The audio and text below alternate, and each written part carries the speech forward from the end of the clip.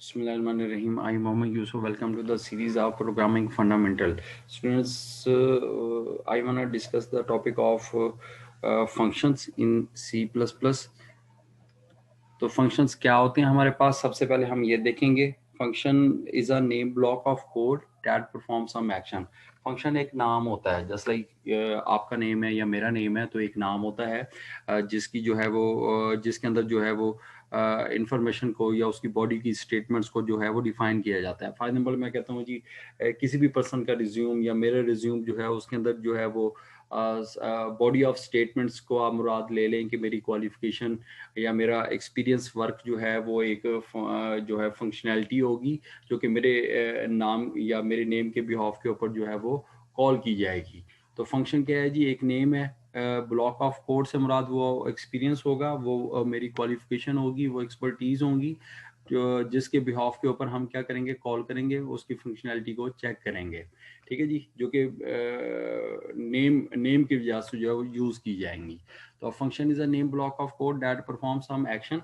It is complete independent piece of code that perform a specific task. तो इसी तरीके से जो है देखें अगर आपने एक प्रोग्राम के अंदर डिफरेंट फंक्शंस बना दिए हैं, जस्ट लाइक मैं कहता हूँ यूसुफ के नेम का फंक्शन बनाती हैं, तो उसमें वो जो है वो एक्सपीरियंस वर्क का एक फंक्शन बना देती हैं और एक फंक्शन जो है वो हम क्वालिफिकेशन का बना देते हैं. तो क्वालिफिकेशन के नाम का फंक्शन जो है वो इंडिपेंडेंट होगा as compare to experience work function से. तो हर फंक्शन का अपना एक काम होगा, एक स्पेसिफिक टास्क होगा.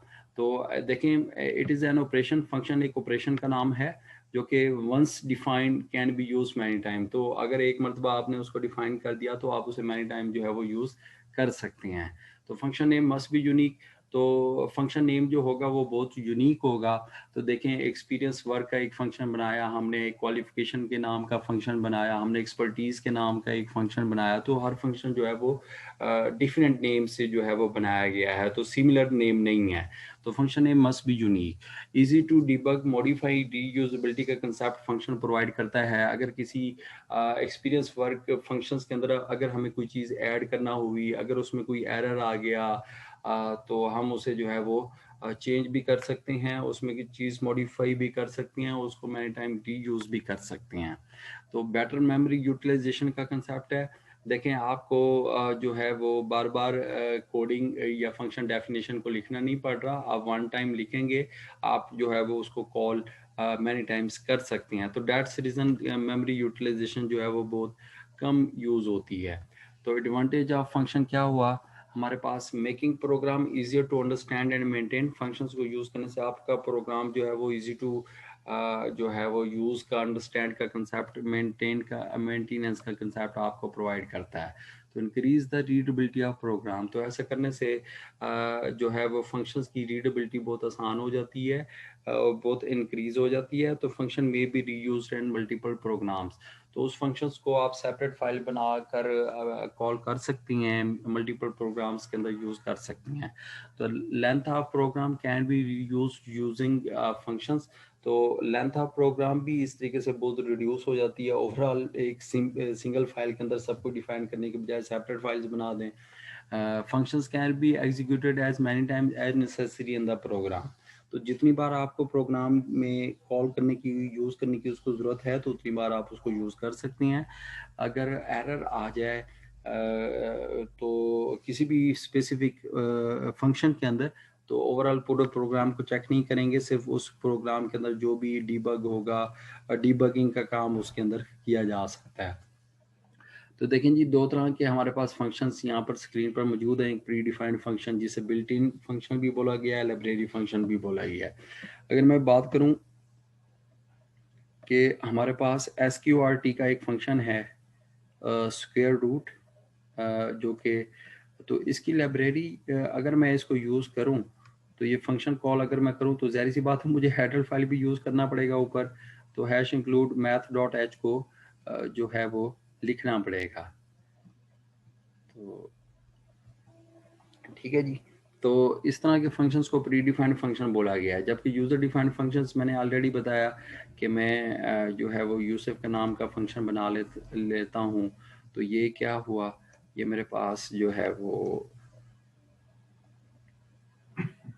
यूसुफ के नाम का फंक्शन है। तो ये प्रोग्रामर या डेवलपर जो है इसको यूजर जो है वो क्रिएट करता होता है। तो नेक्स्ट वन है जी बिल्ट इन फंक्शंस हमारे पास है। तो बिल्ट इन जो फंक्शंस हैं, तो these function have predefined functionality.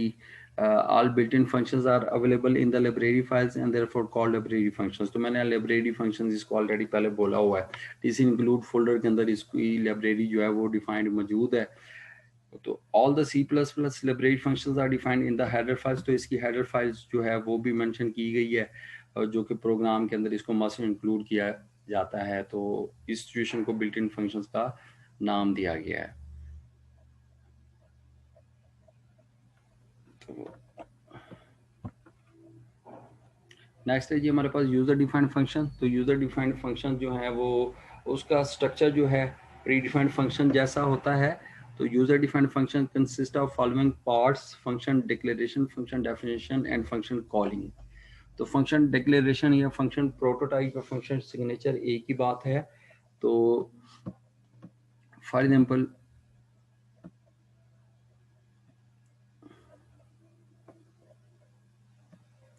ये देखें, अगर मैं इसको जो है वो रिटर्न टाइप वाइड, फंक्शन का नेम मैं यू से बना देता हूँ,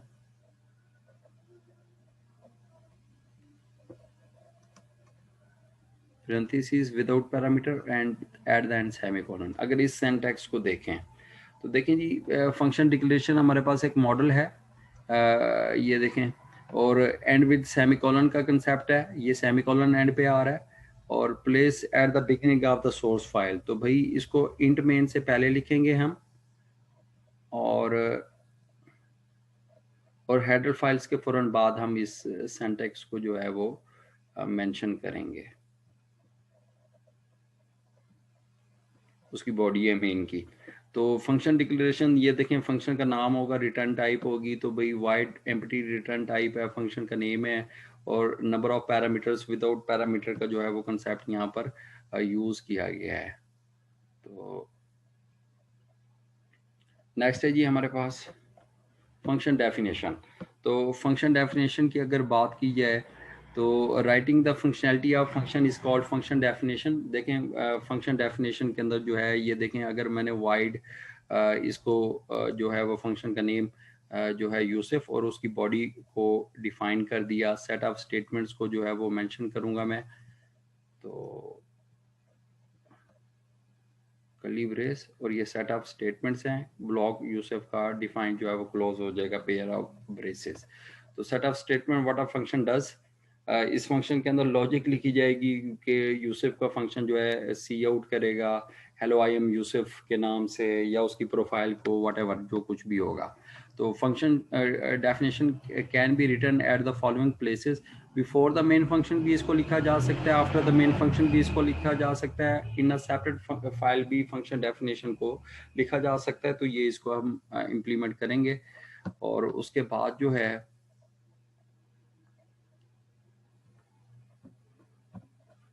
हम देखते हैं कि फंक्शन हेडर क्या है जी। First line of function definition is known as function header या डिक्लेरेटर भी इसको बोला जाता है, और it is not terminated with semicolon. Function header को फंक्शन डेफिनेशन जो है वो सेमीकोलन से एंडिंग करेंगे, और इसको फर्स्ट लाइन को फंक्शन हेडर या डिक्लेरेटर भी कहा गया है। तो फंक्शन कॉल जो है एवरीवन नाउ के मेन बॉडी के अंदर ही इसको कॉल किया जाता है। आपकी फंक्शन डेफिनेशन को, उसकी फंक्शनैलिटी, उसकी एक्टिवेशन जो है वो मेन के अंदर ही होती है, तो फंक्शन कॉल की। तो it is a process that is used to execute a function to perform a specific task, जो एक स्पेसिफिक टास्क को परफॉर्म करेगा। The statements that activates a function, a function can be called with its name and correct sequence of parameter का भी हम इसमें ध्यान रखेंगे।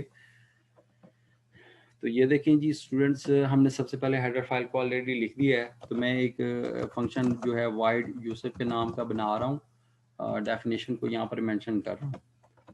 तो सी आउट में लिख रहा हूँ जी हेलो आई एम यूसुफ, और जो है इसको कॉल कर लेते हैं यूसुफ के नेम के फंक्शन को। तो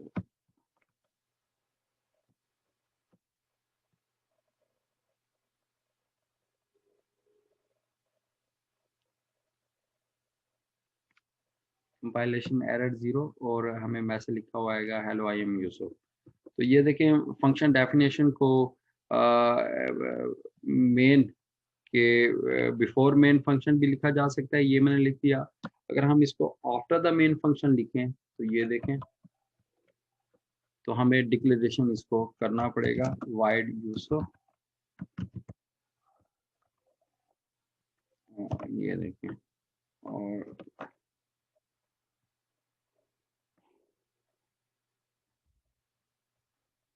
तो हेलो आई एम यूसुफ फिर मैसेज आ रहा है। Before the main function after the main function भी इसको यूज किया जा सकता है। वन मोर थिंग, अगर इसको सेपरेट फाइल में जो है वो यूज करना पड़े तो देन हम इसको कैसे फंक्शन डेफिनेशन को लेकर जाएंगे। तो ये देखें कंट्रोल एक्स और जो है वो कंट्रोल एन, एक न्यू फाइल बनाएं आप, इसको यहाँ पर सेव करें और यहाँ पर जो हेडर फाइल्स हैं iostream और यूजिंग नेम स्पेस, ताकि वो सी आउट में एरर ना आए, वो यूज़ करें।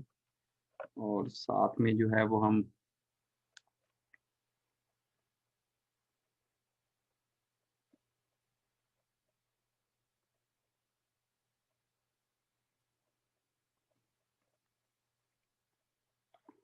तो इसको नाम दे दें आप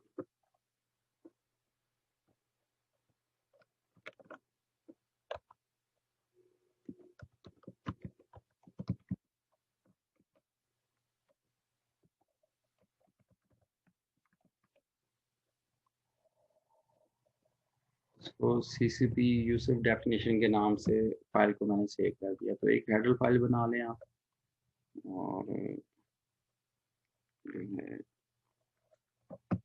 इस फाइल को नाम दें आप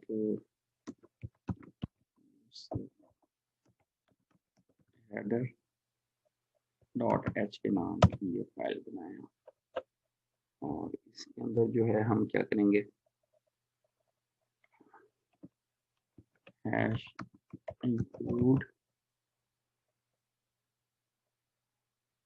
फाइल को अटैच कर दें और फंक्शन डिक्लेरेशन कर लें wide use.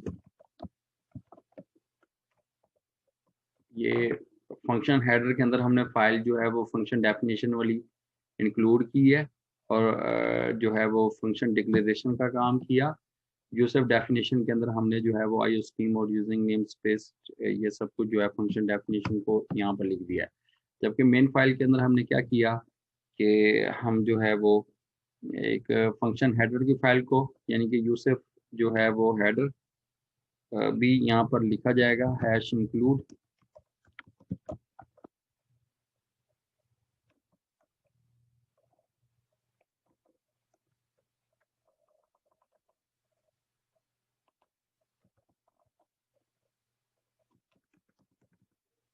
Header dot H.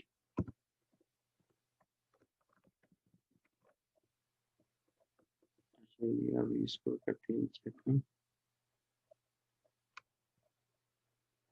Okay,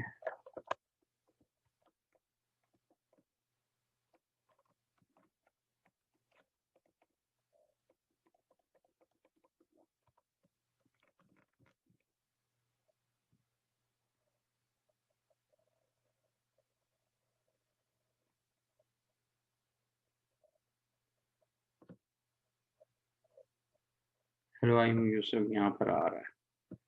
और वन मोर थिंग,